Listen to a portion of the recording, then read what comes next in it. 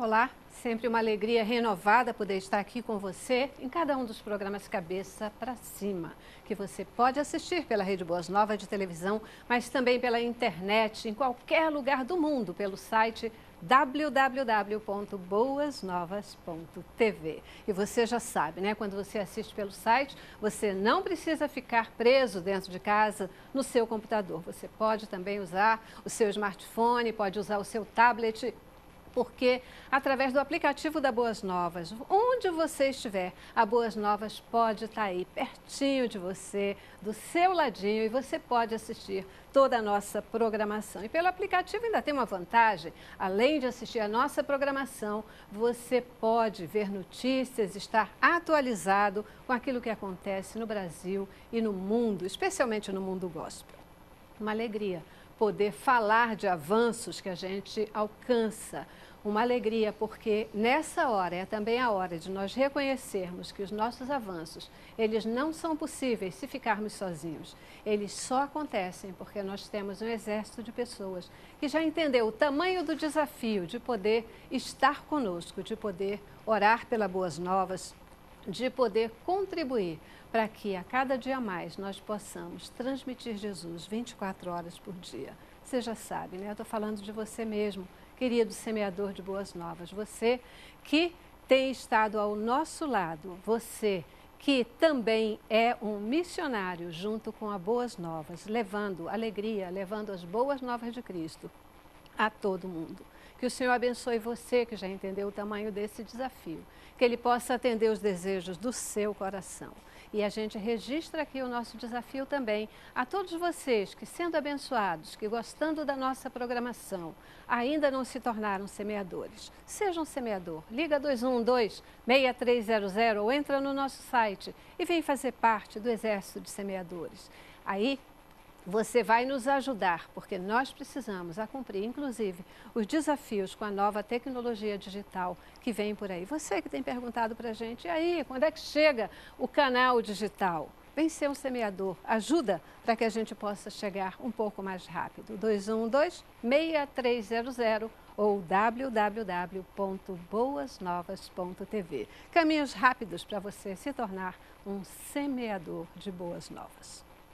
Cabeça para Cima de hoje traz para você um assunto que ele é bastante atual e necessário de ser comentado. Muito recentemente, a imprensa, a mídia do mundo inteiro deu destaque ao que foi chamado desafio do balde de gelo.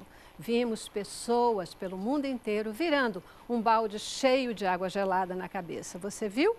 Pois é. Celebridades e anônimos, de um modo geral, se uniram para levantar recursos para a pesquisa do ELA, a esclerose lateral amiotrófica, uma doença que precisa de atenção. O que é o ELA? Como essa doença surge? Como ela pode ser tratada, se é que pode ser tratada? Cabeça para Cima de hoje quer conversar com você e queremos entender um pouco mais sobre uma doença que chamou a atenção literalmente de todo mundo, a ELA. Começamos com o nosso informativo. Há pouco tempo, a internet foi tomada por milhares de vídeos em que as maiores celebridades do mundo e até pessoas completamente anônimas toparam uma tarefa inusitada: virar um balde de gelo na cabeça. Mas você sabe qual é o propósito desta campanha? O desafio do balde de gelo foi feito para angariar recursos para o tratamento da esclerose lateral amiotrófica. A ELA, como é conhecida, é uma doença neurodegenerativa progressiva e fatal, caracterizada pela degeneração dos neurônios motores, as células do sistema nervoso central, que controlam os movimentos voluntários dos músculos e com a sensibilidade preservada. O distúrbio gera diminuição da força e atrofia muscular, afetando não apenas a movimentação do corpo, como também a fala, a deglutição e a função respiratória. A expectativa de vida após os primeiros sintomas é de, em média, 3 anos. Porém, existem casos raros, onde a vida se prolonga por mais um tempo. Pois é, hoje a gente quer conversar com você sobre a ELA, a esclerose lateral amiotrófica, né? Muita gente falou sobre esse tema, o mundo inteiro se mobilizou e a gente quer entender melhor o que é e por que tanta gente tem se mobilizado em prol desta doença. Para conversar conosco e nos ajudar a entender melhor o problema, eu recebo aqui no estúdio José Mauro Braz de Lima, ele que é doutor em neurologia, com pós-doutorado em neurociência pela Universidade de Paris, na França, e também é coordenador acadêmico do programa do ELA, da UFRJ. Muitíssimo obrigada por estar aqui com a gente. Eu agradeço a oportunidade. Trabalhando aí com uma doença. Essa doença é desconhecida, ela está surgindo agora? Não, ela não é desconhecida. Essa doença foi descrita, né, na meados do século XIX por Jean-Martin Charcot, um neurologista francês, dos mais importantes, e desde então é uma doença incomum, então pouco divulgada, né? E essa doença, ela vem acometendo proporcionalmente poucas pessoas, mas nós fomos crescendo a população mundial, né? Enquanto que na época dele não chegava a 1 bilhão de pessoas, no início do século, hoje nós temos 7 bilhões de pessoas. Então, só o fato do aumento da população tornou esta doença, como outras, como de Alzheimer, como de Parkinson, mais observáveis, quer dizer, mais comuns na observação do dia a dia. Agora ela, menos frequente ainda, vem ganhando um destaque porque realmente a gente tem observado mais casos, né? Vamos já entender mais sobre essa doença e como é que ela está aqui no Brasil também, né? Também conosco a Marli Pernes. A Marli, ela é mestre em neurologia e é também coordenadora do setor de doenças do neurônio motor e esclerose lateral amiotrófica do Instituto de Neurologia Deolindo Couto, da UFRJ. Muitíssimo obrigada também por dedicar tempo para a gente, para nos ajudar a entender sobre ela. É isso aí, muito obrigada também pela oportunidade e da gente poder trazer informações sobre a doença e também mostrar o trabalho que nós fazemos, pioneiro no Brasil, que já estamos há 35 anos com esse trabalho no UFRJ, que o professor Zé Mauro criou, e é o primeiro ambulatório que nós temos sobre a doença, então nossa experiência é bem grande com relação ao assunto e que nós temos um programa em que nós desenvolvemos pesquisa, assistência e ensino no nosso ambulatório. Nós não temos somente atendimento, nós também desenvolvemos pesquisa e ensino. Nós temos uma pesquisa, fazemos pesquisa clínica e também cuidamos da parte de tratamento, e onde nós temos bastante experiência e desenvolvemos um tratamento multidisciplinar que nós vamos ter oportunidade de desenvolver no decorrer da nossa entrevista. Bacana. O Brasil é forte em pesquisa, nem sempre a gente dá o valor ou tem conhecimento daquilo que é feito no nosso país, né? Mas graças a Deus nós temos um trabalho de pesquisa forte e relevante, né, em relação ao mundo. Só que precisa ainda ter mais investimento. Quando certeza. A gente coloca essa pesquisa no âmbito da saúde, o âmbito da saúde nós temos que reconhecer, deixa muito ainda a desejar o fato. Tanto que no nosso ambulatório, uma das dificuldades é o paciente de ela encontrar um lugar para ser atendido. E para ser bem atendido de maneira digna, com as condições. Então, as pesquisas no Brasil são bem feitas, mas precisa ter mais investimento, tudo nessa parte de investigação clínica, para ajudar todos. Principalmente que ela é uma doença de alto custo. Não é uma doença barata para se tratar. E é muito difícil, e o que nós temos muita preocupação é que todos os doentes tenham acesso ao tratamento. E isso nós não temos ainda esse patamar, não atingimos ainda esse patamar para que todos os doentes tenham realmente o acesso ao tratamento, embora nós também nos preocupemos com a cura. Mas hoje a doença não pode esperar. Então nós temos que lutar muito, e lutamos muito ainda, apesar de estarmos há 35 anos militando nessa área, nós ainda temos que lutar muito para trazer acesso a todos esses pacientes. Perfeito. Deixa eu apresentar a nossa terceira convidada para que a gente possa aqui introduzi-la também no nosso debate, né? Porque completa o nosso time aqui no estúdio, a Simone Zicari. A Simone, que é fisioterapeuta do Programa de Assistência Ventilatória do setor de doença do neurônio motor e esclerose lateral amiotrófica também, lá do Instituto de Neurologia Deolindo Couto, da UFRJ. Uma turma forte da UFRJ, que é onde se centra talvez a pesquisa aqui no Brasil. Muitíssimo obrigada por estar aqui com a gente. Obrigada também por participar e dizer também que lá no Instituto nós fomos o primeiro aqui no estado do Rio de Janeiro a implantar a assistência ventilatória em pacientes com esclerose lateral amiotrófica. E dando esse apoio que é necessário, eles, em algum momento da sua doença, vai utilizar essa ventilação e ajuda também na sobrevida e na qualidade de vida desses pacientes. Perfeito.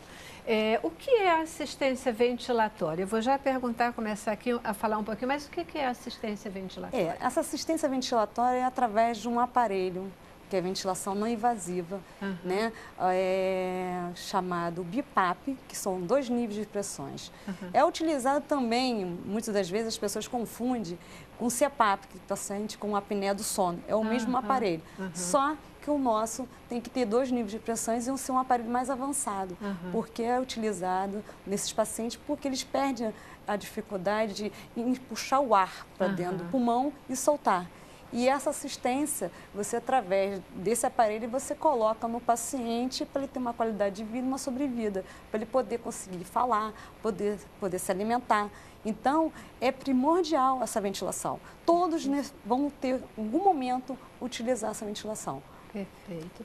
Gente, de repente, né, tem umas coisas assim que a gente nunca ouve falar e de repente elas têm um boom, graças a Deus, né? Mas de repente elas aparecem, começam a ter um destaque maior.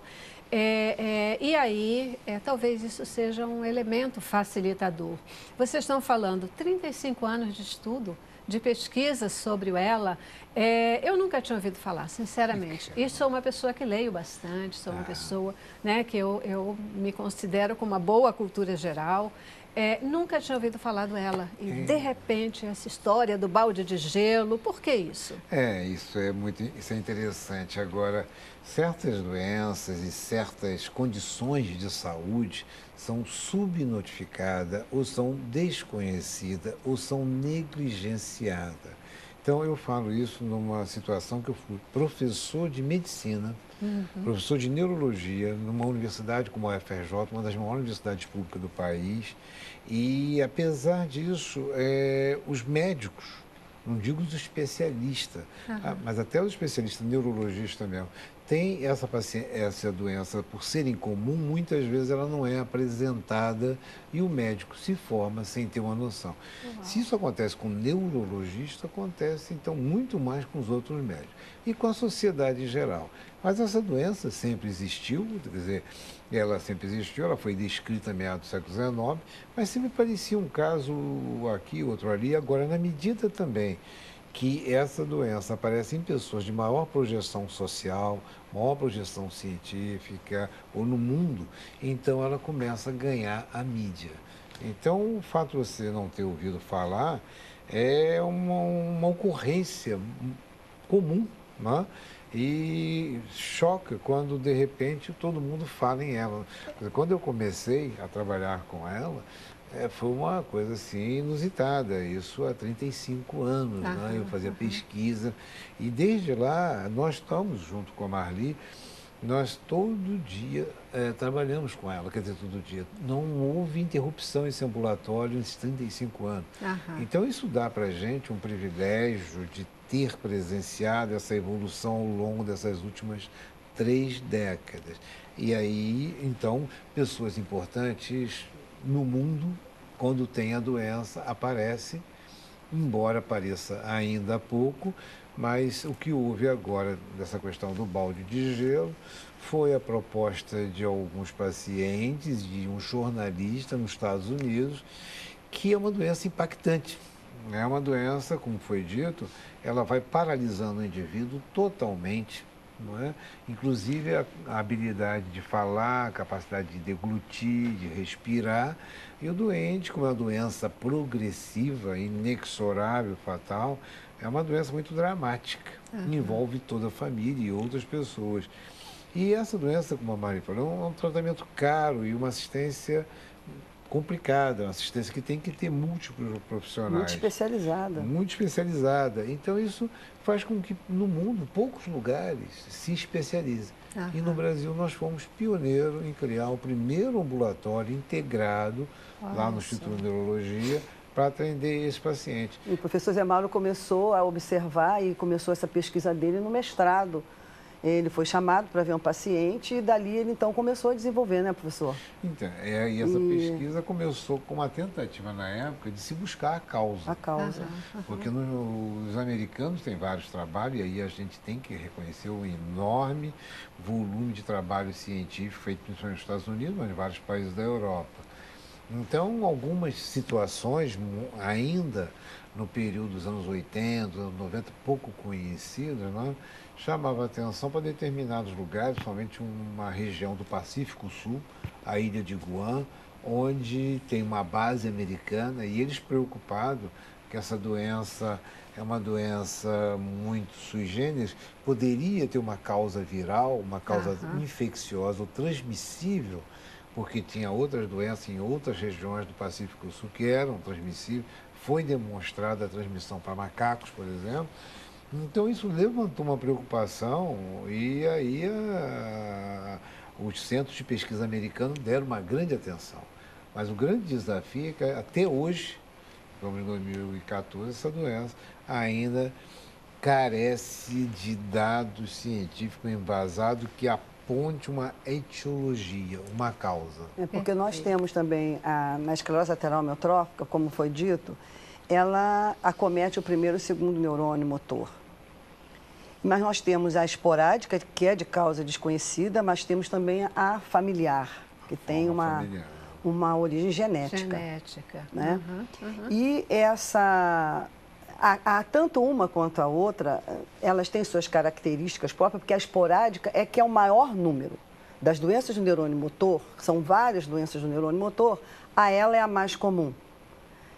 E ela pode ser de etiologia desconhecida, que nós chamamos de esporádica, e pode ser também genética, a familiar. Ambas, tanto uma quanto a outra, elas têm suas características próprias. Ela não é igual para todos os pacientes, ela tem suas formas clínicas. Então, nós temos a forma clássica, nós temos a forma bulbar, nós temos a forma diplégica, nós temos a forma de Mills, nós temos a forma de Vulpian-Bernhardt, temos a forma respiratória, várias formas. Demencial, que o professor teve no doutorado dele uma tese em que ele cria uma forma clínica que é a ela demencial, que começa com um tipo de demência que nós chamamos de demência frontotemporal. Então, na realidade, é uma doença de alta complexidade para fazer o diagnóstico, principalmente na sua fase precoce, no início da doença. É difícil fazer esse diagnóstico. Inclusive, nós criamos no nosso programa, no nosso serviço, que ou nós damos o diagnóstico de esclerose lateral amiotrófica, temos certeza que o doente tem, então nós damos o diagnóstico. Você tem esclerose lateral amiotrófica, porque é um diagnóstico que nós temos que ter muita certeza quando nós vamos passar para o paciente, porque esse diagnóstico vai selar muitas coisas na vida, vai modificar muitas coisas na vida desse paciente e da família. Tem que ter muita responsabilidade. Muita responsabilidade. Ou então, nós não sabemos que doença ele tem, ou não temos certeza, nós dizemos que ele tem a síndrome de ela, ou seja, a síndrome de esclerose lateral amiotrófica, né, professor? Perfeito. Então, professor, eu já preciso fazer a primeira paradinha, que a gente tem essas coisas, né? De vez em quando tem que dar uma paradinha. Eu preciso fazer o nosso primeiro intervalo, eu vou para o intervalo e a gente volta. Aí, até para estabelecer um pouco essa diferença, né? Da síndrome para a afirmação da doença propriamente dita, né? E, pelo que vocês já começaram a colocar aqui, a gente percebe por que tanta mobilização, né? Pessoas se mobilizando pelo mundo todo para levantar recursos para pesquisa. Uma doença complexa e que ainda precisa de muita informação, pelo visto, para que se possa tratar dela com seriedade, né? Vou para o intervalo e a gente volta já já.